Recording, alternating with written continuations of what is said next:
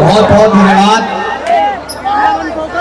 यहाँ की आयोजन कमेटी ने बहुत ही भव्य आयोजन किया और जैसा अर्जुन भाई ने बताया कि हमारा मार्च चल रहा था छतारी के अंदर और उनका फोन आया तो हम आए।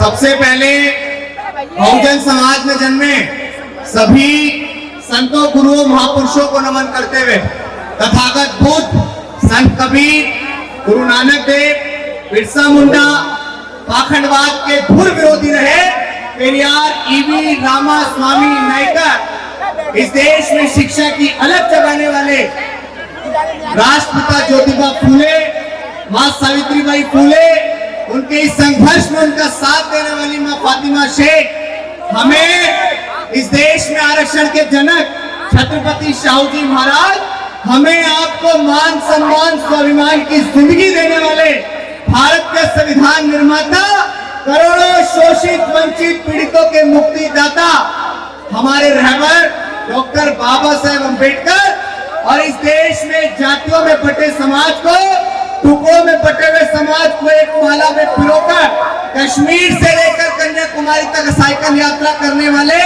21वीं सदी के सबसे बड़े महानायक हमारे रहबर मान्यवर कांशीराम साहब के चरणों में नमन करते हुए अपनी बात को शुरू करूंगा। साथियों, सोचने से नहीं मिलते हैं तमन्नाओं के शहर। जैसा कि आप सभी को पता होगा, कितने लोग जानते हैं कि जो पहले दिन से हमारी यात्रा को वॉच कर रहे हैं, हाथ उठा के बताओ। बीती 23 जुलाई से बाबा साहेब अम्बेडकर की जन्मस्थली मध्य प्रदेश के महू से हमने एक संकल्प की शुरुआत की जिसका नाम रखा बहुजन जागो मार्च और जिसका उद्देश्य रखा बहुजन नेताओं साथ में आओ, क्योंकि हम बहुत अच्छे से जानते हैं कि बिखरा हुआ समाज कभी शासक नहीं बन सकता है। मैं एक नज्म गा के अपनी बात शुरू करूंगा।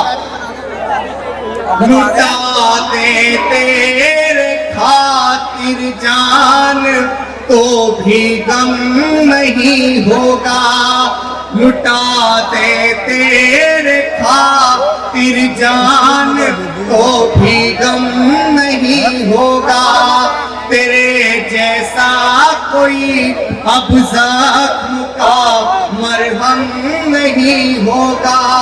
पढ़ा तुझको तो एक शायर के दिल की धड़कने बोली, कई सदियों तलक अब दूसरा अम्बेडकर नहीं होगा, कई सदियों तलक अब कांशीराम सा नहीं होगा। मैं आपसे, खासकर नौजवानों से, हमेशा आपने मेरा क्वेश्चन को देखा है सोशल मीडिया के माध्यम से, बाबा साहेब अम्बेडकर की वीडियोस को, उनके ऊपर शायरियां मैं करता हूं, आपने देखा है। लेकिन वर्तमान समय में जो सबसे ज्यादा जरूरी है वो क्या है? बाबा साहेब अम्बेडकर ने कहा था कि हमें 21वीं सदी में इस देश का हुक्मरान बनना है। बाबा साहेब अम्बेडकर अपनी 4 संतानों को कुर्बान करके चले गए। मान्यवर कांशीराम साहब ने बाबा साहेब अम्बेडकर के फर्स्ट खुले कारवा को दोबारा जीवित किया और दोबारा जीवित करते हुए उन्होंने कश्मीर से लेकर कन्याकुमारी तक साइकिल यात्रा की। उन्होंने घर छोड़ दिया, परिवार छोड़ दिया, न किसी के दुख में गए, न किसी के सुख में गए, न कभी शादी की, और उन्होंने इस समाज को अपना परिवार मानते हुए सामाजिक परिवर्तन की मुहिम को जिंदा किया। लेकिन आज मेरा सवाल है उन तमाम नेताओं से, क्योंकि सवाल किसी को तो करना पड़ेगा। जिस सदी में डॉक्टर अम्बेडकर ने कहा कि हमें इस देश का हुक्मरान बनना है, जिस सदी में मान्यवर कांशीराम साहब ने इतना बड़ा त्याग कर दिया, उस सदी में हम इस देश की सत्ता से इतने दूर क्यों है? ये सवाल करने वाला कौन होगा? आज इस देश में हमारे नेता, मैं एक से एक बाहुबली नेता आपको गिना सकता हूं जो समाज की लड़ाई लड़ रहे हैं। इस देश में देश की सबसे बड़ी कद्दावर नेता आदरणीय माननीय बहन कुमारी मायावती है कद्दावर नेता या नहीं है? बताओ, है कद्दावर नेता या नहीं है? मैं कोई राजनीतिक व्यक्ति नहीं हूं, ना मैं किसी पार्टी और संगठन से अपना ताल्लुकात रखता हूं, क्योंकि वर्तमान समय में किसी पार्टी, किसी संगठन की कट्टरता रखने से मुझे पता है कि हम किसी भी मूवमेंट को साकार नहीं कर सकते हैं।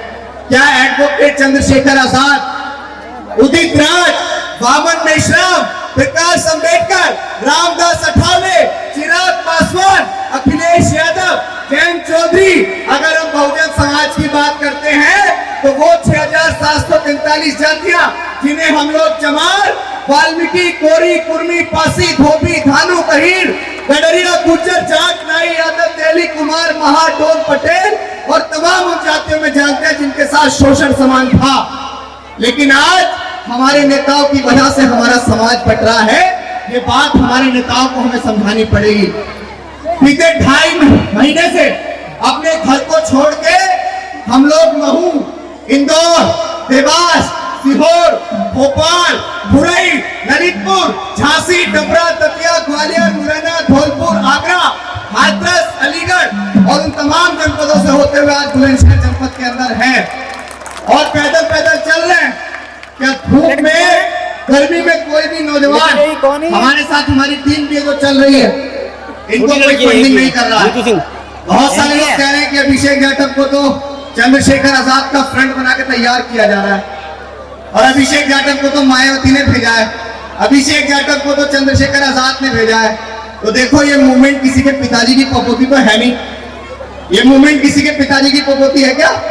जब हमें नजर आएगा कि हमारे नेताओं की वजह से आज मूवमेंट पास हो रहा है तो हम डंके की चोट पे अपने नेताओं से भी सवाल करेंगे, मन बनना पसंद नहीं करेंगे।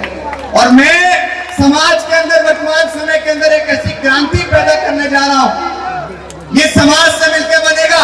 मैं कोई संगठन बनाने नहीं जा रहा हूं, मैं कोई पार्टी बनाने नहीं जा रहा हूं, लेकिन वर्तमान समय में अपने नेताओं की गले की ऐसी हड्डी बनना चाहता हूं कि ना उन पे निगला जाए, ना उन पे निगला जाए। और मैं उनसे सवाल करना चाहता हूं कि हमें इस देश का हुक्मरान बनना है। आप समाज के बीच आके कहते हो कि समाज एकजुट नहीं है, समाज एकजुट नहीं है, समाज एकजुट नहीं है। समाज आपको कितनी बार एकजुट होकर दिखाएगा? क्या समाज ने माननीय बहन जी को उत्तर प्रदेश का 4 बार मुख्यमंत्री नहीं बनाया? बनाया या नहीं बनाया? क्या समाज ने चंद्रशेखर आजाद के कहने पे भोपाल को जाम किया या नहीं किया? समाज ने चंद्रशेखर आजाद के कहने पे दिल्ली को जाम किया या नहीं किया? क्या समाज ने उदित राज के कहने पे दिल्ली के रामलीला मैदान को भरने का काम किया या नहीं किया? तो अब समाज आपसे हाथ जोड़ के निवेदन कर रहा है कि आने वाला 2024 का लोकसभा इलेक्शन, हमारी आजादी का मात्र 7 से 8 महीने का एक समय बचा है। दुश्मन फूले शाहू पेरियार, लाला अम्बेडकर और मान्यवर कांशीराम साहब की पूरी मूवमेंट को खाने को तैयार बैठा है। आपकी रूह कब कांपेगी? आपका जिस्म कब कांपेगा? आप अपने घर के सुख चैन को छोड़कर इस समाज की तरफ कब देखेंगे? ये वो समाज है जिसने आपको फर्श से अर्श पे पहुंचाया। ये वो समाज है जिसने तमाम नेताओं को बड़ी बड़ी लंबी लंबी गाड़ियों के काफिले दिए। लेकिन आज समाज आपसे निवेदन कर रहा है कि इस समाज के खातिर आप एकजुट हो जाइए। अगर दोबारा इस देश के अंदर वही सामंती सरकार बनती है, अगर दोबारा इस देश के अंदर वही मनुवादी सरकार बनती है, तो हमें इस बात की गारंटी देने वाला कौन है कि हमें दोबारा वोट डालने का अधिकार मिल भी पाएगा या नहीं मिल पाएगा? है इस बात की गारंटी? आज हमारे बहुत सारे लोग अंधभक्त बने पड़े हैं। मायावती चंद्रशेखर, मायावती चंद्रशेखर। अगर इससे मूवमेंट कामयाब हो जाएगा मूर्खों, इससे मूवमेंट कामयाब नहीं होगा, इससे दुश्मन जरूर कामयाब हो जाएगा।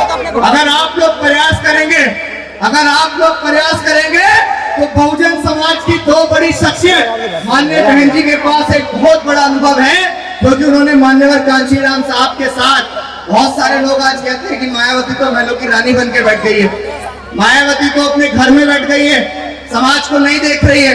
तो 20-22 साल की बेटी को घर से बाहर निकालो, तब आपको एहसास होगा कि फरस से महलों तक का सफर कैसा होता है।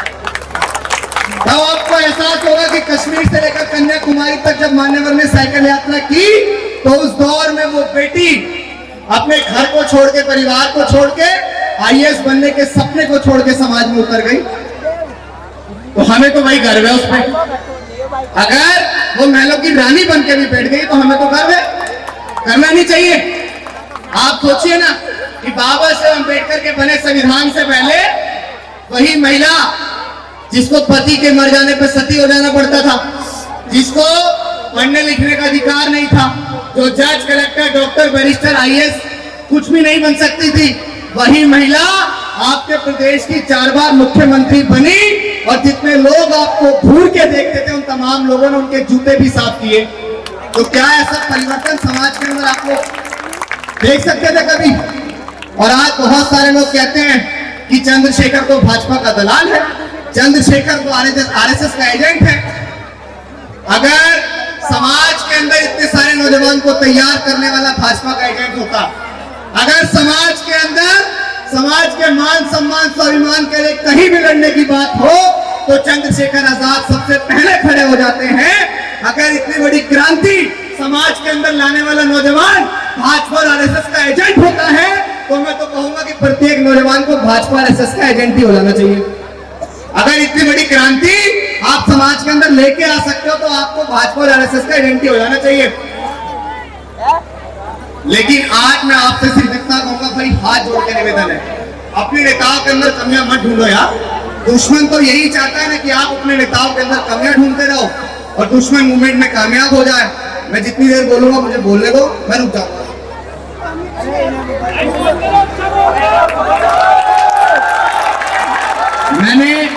मैंने स्पष्ट ये कहा कि मैं कोई राजनीतिक व्यक्ति नहीं हूं, लेकिन जो बात है वो स्पष्ट कहने वाला आदमी हूं और वही मैं स्पष्ट कह रहा हूं। मुझे ये दिख रहा है कि आज हमने जब देखा ना जमीन से उतर के वहां से हम लोग यहाँ तक आ गए। मैं अपने समाज के बीच हूं, अपने समाज के बीच अपनी बातें नहीं रखूंगा तो कैसे काम चलेगा। मैं आपको सिर्फ एक बात ये बताना चाहता हूं कि हमने एक बड़े क्राइसिस को देखा है। मैं मध्य प्रदेश से यहाँ तक आ गया, मैंने एक बड़े क्राइसिस को देखा है कि हम लोग आपस में लड़ रहे हैं। और आज आपको मैं नौजवान साथी यहाँ खड़े हुए हैं, आप लोग अभिषेक के ग्लैमर को देखते हैं, आप लोग लंबी लंबी गाड़ियों के काफिले को देखते हैं, आप लोग फोटो खिंचवाने पसंद करते हैं, आप लोग देखते हैं कि हम कभी भी पुलिस से भिड़ जाते हैं। लेकिन अगर उसके पीछे सबसे महत्वपूर्ण कोई चीज है तो वो शिक्षा है। अभिषेक लॉ का स्टूडेंट है, वो पढ़ाई कर रहा है, इसी के बलबूते वो किसी से भी लड़ जाता है, किसी से भी भिड़ जाता है। अगर आपके पास ज्ञान नहीं होगा तो आप कुछ नहीं कर पाओगे। मैं आपसे सवाल करता हूँ, जितने लोग यहाँ मूवमेंट की बात करते हैं, क्या आपने इसने 21वीं सदी के महानायक को तैयार किया? क्या हमने एनिमेशन ऑफ कास्ट को पढ़ा है? कितने लोगों ने पढ़ा जाति के विनाश को? बताओ, बहुत चंद लोगों ने। और आपसे यही कहूंगा कि शिक्षा इतनी महत्वपूर्ण है कि अगर आपकी पुरखों की गरीबी को कोई मिटाती है तो वो शिक्षा होती है, आपके मान सम्मान स्वाभिमान को कोई दुगना करती है तो वो शिक्षा होती है, अगर आपके समाज के अंदर कोई बड़ा परिवर्तन लेके आती है तो वो शिक्षा होती है। मेरी माताएं बहनें यहाँ बैठी हुई हैं, आपसे भी बहुत विशेष बात कहना चाहता हूँ और बड़ी खुशी हुई मुझे कि आज भीम ज्ञान महोत्सव के सिकंदराबाद के अंदर इतना भव्य आयोजन हुआ कि जितनी पुरुषों की संख्या है उतनी महिलाओं की संख्या एक बार जोरदार तालियां इनके लिए भी। क्योंकि बाबा साहेब अम्बेडकर ने कहा है कि मैं किसी भी समाज, किसी भी प्रदेश और किसी भी देश की उन्नति वहां की रहने वाली महिलाओं की उन्नति से मापता हूं। जिस दिन ये महिलाएं शिक्षित हो जाएंगी, जिस दिन ये महिलाएं डॉक्टर अंबेडकर के मिशन को समझ जाएंगी, उस दिन घर घर में ये मिशन बहुत आगे बढ़ जाएगा। मैं आपसे कहना चाहता हूं, तमाम लोगों से कहना चाहता हूं कि जो अपने छोटे छोटे बच्चों को मजदूरी पे भेज देते हैं, 15-16 साल के नौजवानों को मजदूरी पे भेज देते हैं चंद 500 से 600 के लालच के लिए, मैं आपसे कहूंगा कि आप आज 2 निवाले बेशक कम खा लेंगे, लेकिन आने वाले वक्त में अगर आपका बच्चा दरोगा बनेगा, आने वाले कल में बेहतर शिक्षा हासिल करके आपका बच्चा डीएम बनेगा या आपका बच्चा बहुत अच्छी नौकरी करेगा, तो वो आपके साथ साथ आपके गांव का, आपके कस्बे का, आपके शहर का, आपके प्रदेश का नाम रोशन करेगा। इसीलिए शिक्षा बहुत महत्वपूर्ण है। वो इस तरह हौसले आजमाया करो, मुश्किलें देख कर मुस्कुराया करो, तो निवाले भले कम ही खाया करो, अपने बच्चों को लेकिन पढ़ाया करो, अपने बच्चों को लेकिन पढ़ाया करो। बातें बहुत सारी हो गई और बातें कहनी भी बहुत सारी थी, लेकिन माहौल कुछ अलग नजर आ रहा है, इसीलिए आपसे ज्यादा नहीं कर पाऊंगा। लेकिन इतना जरूर कहूंगा कि नौजवानों ने बहुत साथ दिया है, नौजवानों ने बहुत विश्वास किया है। हमारा मार्च बहुत जल्द दिल्ली के जंतर मंतर पहुंचेगा। हमने कभी भी अपनों का विरोध करना नहीं सीखा है, हमने कभी भी अपनों की टांग खींचनी नहीं सीखी है। हमने हमेशा से प्रयास किया कि हमारे नेता एकजुट हो जाएं। सोशल मीडिया के माध्यम से आप तमाम लोगों ने हमारी शायरियों को सुना, आप तमाम लोगों ने हमारा साथ दिया, लेकिन वर्तमान समय में जब नजर आया कि हमारे समाज के अंदर सबसे बड़ी मांग यही है कि हमारे नेताओं को एकजुट हो जाना चाहिए। डॉक्टर अंबेडकर और मान्यवर कांशीराम साहब की विचारधारा की बात करने वाले लोगों को एकजुट हो जाना चाहिए, इसीलिए इस आंदोलन के साथ बाहर निकल गए हैं। आखिरी में वो शायरी, आज बहुत सारे लोग भारत के संविधान को बदलने की बात कर रहे हैं। मैं नाम लूंगा तो आप पहचान जाएंगे कि मैं प्रधानमंत्री के आर्थिक सलाहकार विवेक देबरॉय की बात कर रहा हूँ। वो कह रहा है कि भारत के संविधान को बदलना चाहिए, तो मेरा उनसे कहना है इस देश में गृह युद्ध जैसी स्थिति पैदा मत करो, क्योंकि अगर भारत का संविधान खत्म होगा तो या तो मार देंगे या मर जाएंगे। इस बात का मुगालता अपने दिमाग से निकाल लेना, क्योंकि अगर भारत का संविधान सुरक्षित है तो हम सुरक्षित हैं। इसके लिए एक शायरी आपको सुना देता हूं, इसके बाद अपनी बात को खत्म करूंगा। जय भीम कि हम अम्बेडकरवादी है बेटा, कि हम अम्बेडकरवादी है बेटा। जिस दिन औकात पे आ गए ना तो तुम्हारी सारी गर्मी झाड़ देंगे, और बाबा साहेब को गाली मत देना दोबारा कि संविधान को बदलने की बात मत करना दोबारा, वरना हम भी कानून भूल गए ना तो जितनी तुम्हारी लंबाई उससे दुगना जमीन में गाड़ देंगे। अगर हम लोग तथागत बुद्ध को मानते हैं तो हम लोग भगत सिंह को भी मानते हैं, हम लोग उधम सिंह को भी मानते हैं। इस बात को याद रखना। वो आपके सारी हदों से गुजर जाएंगे, वो मत समझना डराने से डर जाएंगे। वो मौत के नाम का खौफ देता है क्यों, मौत जिस रोज आएगी मर जाएंगे। वो मौत जिस रोज आएगी मर जाएंगे।